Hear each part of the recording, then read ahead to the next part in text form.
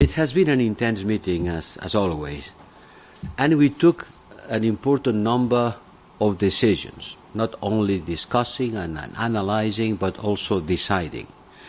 And important decisions which underpin the European Union resolve on supporting Ukraine. Supporting Ukraine against Russia's aggression, defending peace and stability in the South Caucasus, and standing for human rights in Iran. This could be a good summary, underpinning our resolve on supporting Ukraine, advancing peace and stability in the South Caucasus, another concrete decision, and standing for human rights in Iran. We had the opportunity of exchanging with Minister Dmytro Kuleba, who addressed the Council by video conference from a bomb shelter. I think it is the first time that we discuss with a minister that communicates with us from a bomb shelter, while Russia was continuing its strikes on Kiev. And I want to say clearly, supporting Ukraine remains our first priority. Today, the first priority of the European Union foreign policy, of the European Union short, without foreign policy, is to support Ukraine facing this brutal invasion. Putin is losing. Putin is losing politically and morally. In spite of that, he continues the escalation, including indiscriminated attacks on civilian targets across the whole Ukraine, as we have seen this morning. We also took note of the vote at UNGA last week. This vote confirmed the international isolation of Russia. But we cannot take it for granted, and we need to stay the course based on our triple strategy: supporting Ukraine, pressuring Russia, and addressing the wider fallout of the war, because this war is affecting the whole world. I said about concrete decisions. Let me precise about these concrete decisions that we took today in order to support Ukraine. First, we agreed on establishing an European Union military assistance mission to support the Ukrainian armed forces. That will be happening in European Union soil. The training will take place in the European Union soil, and the mission has a purpose. It's to train around 15,000 troops to start with, maybe more, but the first objective is to train 15,000 troops, with the added value of doing that all member states together, additionally to the activities that many of them are already doing on their side. Second, we also agreed to allocate another 500 million euros from the European Peace Facility to finance deliveries to the Ukrainian Defence Forces. As you know, this brings the military assistance of the European Union through this intergovernmental fund. I want to stress it's not part of the European Union budget, approved by the Parliament, is aside, is a fund decided by the member states together and managed by them. It amounts to 3.1 billion euros. But once again, this is the point of the iceberg. There are much more coming from the member states. We continue discovering mass atrocities and reports about systematic kidnapping of children from Ukraine by Russian forces. If confirmed, this would amount to another war crime, and the fight against impunity must be strengthened. We have already discussed about how to do it. Out from Ukraine, the ministers also green-lighted the deployment of monitors from the European Union in Georgia, the Georgia mission, to Armenia, to the Armenian side of the border with Azerbaijan.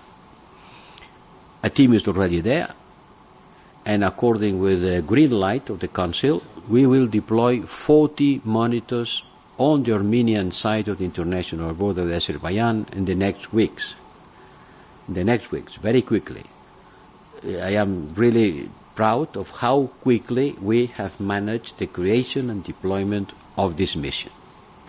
And our presence in the conflict in the Caucasus between these two countries is a significant signal of the European Union readiness to support the stability in the South Caucasus. This has been based on the demand from the partners, and as I said, a team is already on the ground in Armenia, and the deployment will be very quickly. Then about Iran. In Iran also we have taken decisions. From yesterday night we are following the situation in Evin prison very closely. I personally convey my concerns and expectations to the Foreign Minister Abdullahi in the hours following the fire, in order to ensure the safety of the inmates, all inmates, but also including some European, could I say, political prisoners. We are certainly appalled by the still unexplained killing of Mahsa Amini, by the brutal crackdown of security forces against protesters who continue to die or being detained in the hands of the security forces. All ministers express their strong concern about these facts and this situation. The latest reports the Council has been studying, coming from NGOs, state that over 100 people have died. According with this fact, and according with the proposal of several member states studied by the ambassadors, the Council adopted today restrictive measures against 11 individuals and 4 entities, targeting those linked to the death of Mahsa Amini and to the repression of peaceful protesters.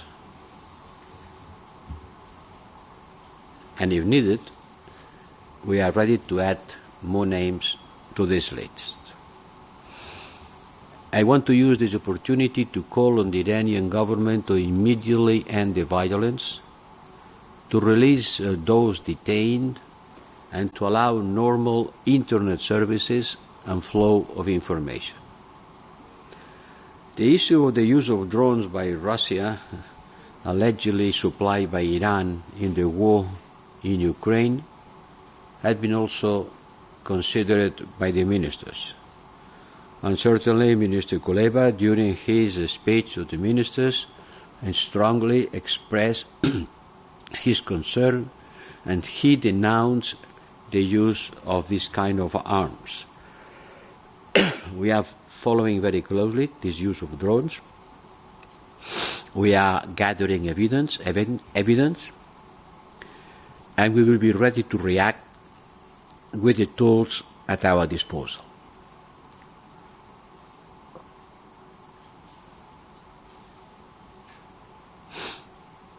As I said, we are advancing in gathering evidence. Another big point in our agenda were our relation with China. We reconfirm the validity of the multifaceted approach that you know, a partner with whom we must engage, a tough competitor, more and more tough, and a systemic rival. The Council studied a report presented by the External Action Service, and there is a full support among member states to continue engaging on issues of interest for us. The most important one is climate change, but not the only one. Avoiding to turn dependencies into vulnerabilities. Now we are talking about our dependency or vulnerability from the Russian gas. we have to avoid to create new ones. And we need to strengthen our resilience. We have to increase our internal resilience and working with our partners. The debate on China will continue, but it was symbolic that today, just one day after the speech of President Xi and on the eve of the European Union Council discussing about our China relations, the Council received the first report, taking into account the messages sent by President Xi on his speech. On Bosnia and Herzegovina, we discussed the last elections.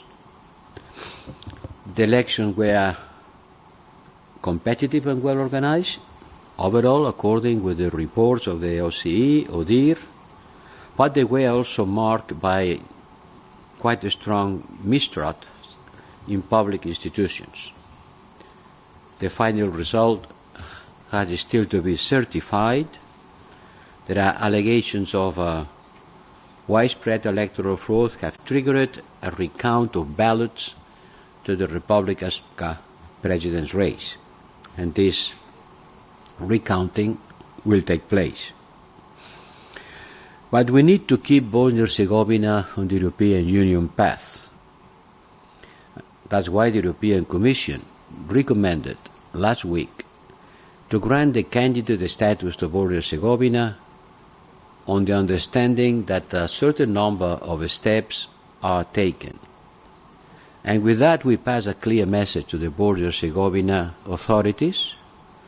First, they must be swiftly setting up at all levels, both the government and legislative authorities. And secondly, they have focused on delivering reforms. This is a matter of absolute priority. There is a window of opportunity, a new push for the process of Bosnia and Herzegovina towards the European Union, and this occasion has to be seized by the politically responsible authorities of the country. We remain extremely concerned about the socio-economic situation in Lebanon, the inability of the political forces to proceed with much-needed reforms. We call on Lebanese authorities to elect a new president before the end of the month, and we welcome the agreement between Lebanon and Israel on the delineation of their maritime borders. In this moment, in this troubled world, this is certainly a good news. And last but not least, we discussed about the situation in Ethiopia. Knowing that the situation on the ground has never been that bad, both on military and humanitarian fronts. We reiterate our belief that there is no military solution. The only solution is a political one. We call for a cessation of hostilities. We call for the withdrawal of Eritrean forces. We call for an immediate and unimpeded humanitarian access to Tigray. We call for accountability for human rights and international law violations. We call for the government of Ethiopia and Tigrayan leaders to put in practice and to turn in concrete actions the invitation sent by the African Union to start peace talks. The long process of mediation has to continue, and we are supporting it in close coordination with international partners, but unhappily we have to recognize that this mediation process by the time being has not delivered enough. We need this mediation process to be more proactive and deliver more, and for that these long-announced talks has to start and be translated in concrete actions, opening to humanitarian access the front line in Tigray, and asking for ceasefire, withdrawal of Eritrean forces, and accountability for human rights violations. This is my resume of this very profitable meeting with a strong agreement among member states on a common evaluation of the situation in the different issues and adopting quickly this set of measures. Thank you. Thank you very much.